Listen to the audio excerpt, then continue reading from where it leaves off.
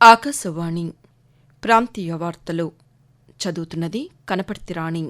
ముఖ్యాంశాలు: దివ్యాంగ శక్తి పథకాన్ని ఆంధ్రప్రదేశ్ ముఖ్యమంత్రి నారా చంద్రబాబు నాయుడు మంగళగిరిలో ఈరోజు ప్రారంభిస్తారు. ఆంధ్రప్రదేశ్లో మూలపేట పోర్టు గణనీయంగా అభివృద్ది చెందనుందని ముఖ్యమంత్రి నారా చంద్రబాబు నాయుడు పేర్కొన్నారు. ఆంధ్రప్రదేశ్లో 20 లక్షల ఉద్యోగాల కల్పనే లక్ష్యంగా పనిచేయాలని ఐటీ శాఖ మంత్రి నారా లోకేష్ పేర్కొన్నారు. ఆంధ్రప్రదేశ్లోని ఏలూరు జిల్లాను అభివృద్ది బాటలో నిలిపేందుకు ప్రజాప్రతినిధులంతా సమిష్టిగా కృషి చేయాలని జిల్లా ఇన్ఛార్జి మంత్రి నాదెండ్ల మనోహర్ తెలిపారు. ఏడాదిలో 4,50,000 ఇందిరమ్మ ఇళ్లను మంజూరు చేశామని తెలంగాణ ఉప ముఖ్యమంత్రి భట్టి విక్రమార్క పేర్కొన్నారు. వార్తల వివరాలు: రాష్ట్రంలోని దివ్యాంగులకు ఏపీఎస్ఆర్టీసీ బస్సుల్లో ఉచితంగా ప్రయాణించేలా దివ్యాంగ శక్తి పథకాన్ని ప్రభుత్వం ఈ రోజు నుంచి అమలు చేయనుంది. ఈ పథకాన్ని ఆంధ్రప్రదేశ్ ముఖ్యమంత్రి నారా చంద్రబాబు నాయుడు గుంటూరు జిల్లా మంగళగిరిలో ఈ ఉదయం ప్రారంభిస్తారు. ఈ పథకంలో భాగంగా దివ్యాంగులకు స్త్రీశక్తి పథకం వర్తించే బస్సుల్లో పూర్తిగా ఉచిత ప్రయాణ సౌకర్యం కల్పిస్తున్నట్లు ప్రభుత్వం ఒక ప్రకటనలో పేర్కొంది. 40% అంతకంటే ఎక్కువ వైఫల్యం ఉన్న వికలాంగులందరికీ ఈ ఉచిత ప్రయాణ సౌకర్యం కల్పించనున్నట్లు వెల్లడించింది. దివ్యాంగులతో పాటు వచ్చే సహాయకులకు ఈ బస్సుల్లో 50% రాయితీ ఇవ్వనున్నట్లు పేర్కొంది. పథకం కింద 11.16 లక్షల మంది దివ్యాంగులకు ప్రయోజనం లభిస్తుందని పేర్కొంది. ఈ పథకం అమలుకు రాష్ట్ర ప్రభుత్వం ఏటా 207 కోట్ల రూపాయల సబ్సిడీ అందించనున్నట్లు వెల్లడించింది. ఆంధ్రప్రదేశ్లో మూలపేట పోర్టు గణనీయంగా అభివృద్ది చెందనుందని ముఖ్యమంత్రి నారా చంద్రబాబు నాయుడు పేర్కొన్నారు. నౌపాడ సాల్ట్ ఫ్యాక్టరీకి చెందిన సుమారు 385 ఎకరాల ఉప్పు భూములను ఆంధ్రప్రదేశ్ మారిటైమ్ బోర్డుకు బదిలీ చేసేందుకు కేంద్ర వాణిజ్య పరిశ్రమల మంత్రిత్వ శాఖ ఆమోదం తెలపడంపై ముఖ్యమంత్రి సామాజిక మాధ్యమం ఎక్స్ వేదికగా హర్షం వ్యక్తం చేశారు. ఈ నిర్ణయం పోర్టు అభివృద్దికి దోహదపడుతుందని వెల్లడించారు. ఆంధ్రప్రదేశ్ మౌలిక సదుపాయాల సాధికారత దిశగా కీలక నిర్ణయం తీసుకున్న ప్రధానమంత్రి నరేంద్ర మోదీకి ధన్యవాదాలు తెలిపారు. ఓడరేవులు పురోగతికి చోదక శక్తిగా ఉంటూ వికసిత్ భారత్కు దోహదపడాలన్న ప్రధానమంత్రి దార్శనికతకు అనుగుణంగా మూలపేట ఓడరేవు ఇప్పుడు ఒక కీలక కేంద్రంగా ఆవిర్భవించడానికి సిద్ధంగా ఉందని చంద్రబాబు నాయుడు పేర్కొన్నారు. ఆంధ్రప్రదేశ్లో 20 లక్షల ఉద్యోగాల కల్పనే లక్ష్యంగా పనిచేయాలని ఐటీ శాఖ మంత్రి నారా లోకేష్ పేర్కొన్నారు. రాష్ట్రానికి వచ్చిన పెట్టుబడులు కార్యరూపం దాల్చేందుకు అధికారులు కృషి చేయాలని స్పష్టం చేశారు. గుంటూరు జిల్లా మంగళగిరిలో నూతనంగా ఏర్పాటు చేసిన ఆంధ్రప్రదేశ్ ఆర్థికాభివృద్ది బోర్డు కార్యాలయాన్ని ఆయన నిన్న ప్రారంభించారు.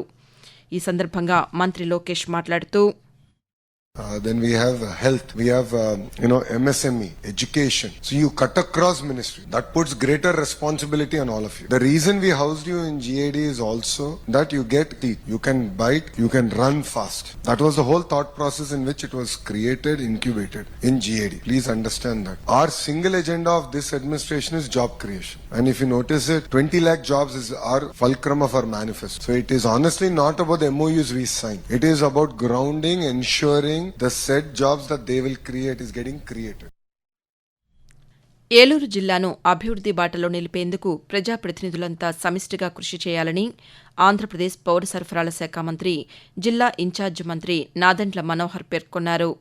ఏలూరు కలెక్టరేట్లో నిన్న జిల్లాలోని శాసనసభ్యులు అధికారులతో సమీక్ష సమావేశాన్ని నిర్వహించారు. అనంతరం మంత్రి పాతికేయులతో మాట్లాడుతూ, నియోజకవర్గ స్థాయిలోనే కాకుండా జిల్లా స్థాయిలో మనం ఎక్కడ ఉన్నాం, అభివృద్ధి బాటలో ముందుకెళ్లాలన్నప్పుడు ఎటువంటి కార్యక్రమాలు మనం చేపడితే బాగుంటుందనే దానిపైన అందరం కూలంకుషంగా కూర్చుని దాదాపు 3 గంటల సేపు గౌరవ శాసనసభ్యులు అందరూ కూడా వాళ్ళ అభిప్రాయాలు వెల్లబుచ్చారు. మన రాష్ట్ర ముఖ్యమంత్రి చంద్రబాబు నాయుడు గారు త్వరలోనే జిల్లా సమీక్షా సమావేశం ఏర్పాటు చేయబోతున్నారు. అందులో స్థానిక ప్రజాప్రతినిధులుగా ప్రజలు కోరుకునే విధంగా ఎటువంటి కార్యక్రమాలు చేస్తే బాగుంటుందని గౌరవ శాసనసభ్యులందరూ కూడా వారి అభిప్రాయాలు వాళ్ళు వ్యక్తపరిచారు. ప్రధానంగా మనకి ఐవీఆర్ఎస్ ద్వారా మన జిల్లాలో ఎక్కడైతే ఎక్కువ శాతం సంతృప్తి చెందారో ఆ అంశాలపైన చర్చించుకున్నాం. ఆకాశవాణి ప్రాంతీయ వార్తలు వింటున్నారు.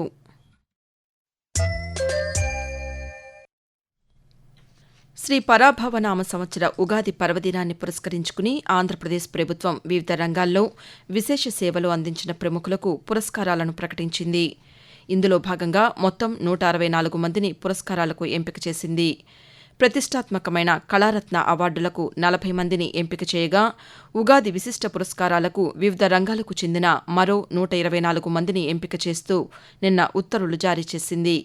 కళారత్న పురస్కార గ్రహీతల్లో సంగీతం, నృత్యం, చిత్రలేఖనం, శిల్పకళ, జానపద కళల్లో అసాధారణ ప్రతిభ కనబరిచిన కళాకారులు ఉండగా, ఉగాది పురస్కారాలు పొందిన వారిలో కవులు, రచయితలు, సామాజిక కార్యకర్తలు, జర్నలిస్టులు తదితరులు ఉన్నారు.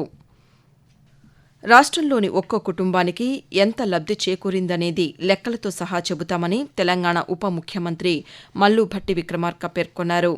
శాసనసభలో బడ్జెట్ సమావేశాల్లో భాగంగా గవర్నర్ ప్రసంగానికి ధన్యవాదాలు తెలిపే అంశంపై చర్చలో ఆయన నిన్న మాట్లాడారు. ఒక్క ఏడాదిలో 4,50,000 ఇందిరమ్మ ఇళ్లను మంజూరు చేశామని తెలిపారు. 9,000 కోట్ల రూపాయలను రైతుల ఖాతాల్లో జమ చేసినట్లు భట్టి విక్రమార్క పేర్కొంటూ, ఒకటే సంవత్సరంలో 4,50,000 ఇందిరమ్మ ఇళ్లని ఒక్కొక్క నియోజకవర్గానికి 3,500 ఇళ్ల లెక్క చొప్పున 22,500 కోట్ల రూపాయలతో పేదవాళ్ళకి ఇందిరమ్మ ఇళ్లు కట్టిస్తా ఉన్నాం అధ్యక్ష. 9 రోజుల్లో 9,000 కోట్ల రూపాయలు రైతుల అకౌంట్లో ఇచ్చినటువంటి చరిత్ర కూడా కాంగ్రెస్ ప్రభుత్వం ఉంది అధ్యక్ష. 25,000 రూపాయలు ఒక రైతుకి ఒక్కొక్క ఎకరానికి ఆదాయం వస్తా ఉంది అధ్యక్ష, బోనస్ పేరు మీద. నేతన్న భరోసా పథకం కింద చేనేతలకు త్వరలో 25,000 రూపాయల ఆర్థిక సాయం అందించనున్నట్లు ఆంధ్రప్రదేశ్ చేనేత, జౌళి శాఖ మంత్రి ఎస్ సవిత తెలిపారు. శ్రీ సత్యసాయి జిల్లా ధర్మవరంలో ఏర్పాటు చేయబోయే మెగా హ్యాండ్లూమ్ క్లస్టర్పై చేనేత కార్మికులకు అవగాహన సదస్సును నిన్న నిర్వహించారు. ఈ కార్యక్రమంలో మంత్రి సత్యకుమార్ యాదవ్తో కలిసి ఆమె పాల్గొన్నారు. ఈ సందర్భంగా మంత్రి సవిత మాట్లాడుతూ, ధర్మవరం పట్టుచీరలకు మరింత ప్రాచుర్యం కల్పించేలా చర్యలు తీసుకుంటున్నామని అన్నారు. భారతదేశాన్ని రక్షణపరంగా అభివృద్ది చేయడంలో ఆయుధ కర్మాగారాలు పోషిస్తున్న కీలక పాత్రను గుర్తు చేసుకుంటూ ఈరోజు ఆయుధ కర్మాగార దినోత్సవం నిర్వహిస్తున్నారు. భారతదేశం వలస పాలనలో ఉన్న సమయంలో 1801వ సంవత్సరం మార్చి 18వ తేదీన కోల్కతాలోని కాశీపూర్లో ఆర్డినెన్స్ ఫ్యాక్టరీని ఏర్పాటు చేసిన సందర్భాన్ని పురస్కరించుకుని ప్రతి ఏటా ఇదే రోజున ఈ కార్యక్రమం జరుగుతోంది. రక్షణ మంత్రిత్వ శాఖ ఆధ్వర్యంలో భారత జాతీయ పతాకాన్ని ఆవిష్కరించి జాతీయ గీతాన్ని ఆలపించడం, ఆర్డినెన్స్ ఫ్యాక్టరీ ఉత్పత్తులను ప్రజలకు అవగాహన కలిగే రీతిలో ప్రదర్శించడం వంటి కార్యక్రమాలు ఈరోజు నిర్వహిస్తారు. వాతావరణం. ఉత్తర అంతర కర్ణాటక నుంచి దక్షిణ అంతర కర్ణాటకకు, అంతర తమిళనాడు మీదుగా మన్నార్ గల్ఫ్ వరకు సగటు సముద్ర మట్టానికి 0.9 కిలోమీటర్ల ఎత్తులో అల్పపీడన ద్రోణి కొనసాగుతోందని అమరావతిలోని భారత వాతావరణ కేంద్రం తెలిపింది. ఆంధ్రప్రదేశ్, యానాంలలో దిగువ ట్రోపో ఆవరణంలో ఆగ్నేయ, నైరుతి దిశగా గాలులు వీస్తున్నాయని వాతావరణ కేంద్ర అధికారి ఎల్ నారాయణ పేర్కొంటూ, ఉత్తర కోస్తాంధ్రప్రదేశ్, యానాం మరియు దక్షిణ కోస్తాంధ్రప్రదేశ్, యానాం మరియు రాయలసీమల్లో ఈరోజు తేలికపాటి నుంచి ఒక మోస్తారు వర్షము లేదా ఉరుములతో కూడిన జల్లులు 1 లేదా 2 చోట్ల కురిసే అవకాశం ఉంది. ఉరుములతో కూడిన మెరుపులు 1 లేదా 2 చోట్ల సంభవించే అవకాశం ఉంది. ఈదురుగాలులు గంటకు 30 నుంచి 40 కిలోమీటర్లు, గరిష్టంగా 50 కిలోమీటర్ల వేగంతో వీచే అవకాశం ఉంది. మరోవైపు తెలంగాణలో ఈరోజు తేలికపాటి నుంచి మోస్తరు వర్షాలు కొన్ని చోట్ల కురిసే అవకాశం ఉందని హైదరాబాద్లోని భారత వాతావరణ కేంద్రం వెల్లడించింది. ప్రాంతీయ వార్తలు ముగించే ముందు ముఖ్యాంశాలు మరోసారి. దివ్యాంగ శక్తి పథకాన్ని ఆంధ్రప్రదేశ్ ముఖ్యమంత్రి నారా చంద్రబాబు నాయుడు మంగళగిరిలో ఈరోజు ప్రారంభిస్తారు. ఆంధ్రప్రదేశ్లో మూలపేట పోర్టు గణనీయంగా అభివృద్ది చెందనుందని ముఖ్యమంత్రి నారా చంద్రబాబు నాయుడు పేర్కొన్నారు. ఆంధ్రప్రదేశ్లో 20 లక్షల ఉద్యోగాల కల్పనే లక్ష్యంగా పనిచేయాలని ఐటీ శాఖ మంత్రి నారా లోకేష్ తెలిపారు. ఆంధ్రప్రదేశ్లోని ఏలూరు జిల్లాను అభివృద్ది బాటలో నిలిపేందుకు ప్రజాప్రతినిధులంతా సమిష్టిగా కృషి చేయాలని జిల్లా ఇన్ఛార్జి మంత్రి నాదెండ్ల మనోహర్ పేర్కొన్నారు. ఏడాదిలో 4,50,000 ఇందిరమ్మ ఇళ్లను మంజూరు చేశామని తెలంగాణ ఉప ముఖ్యమంత్రి భట్టి విక్రమార్క తెలిపారు. ఆకాశవాణి ప్రాంతీయ వార్తలు ఇంతటితో సమాప్తం.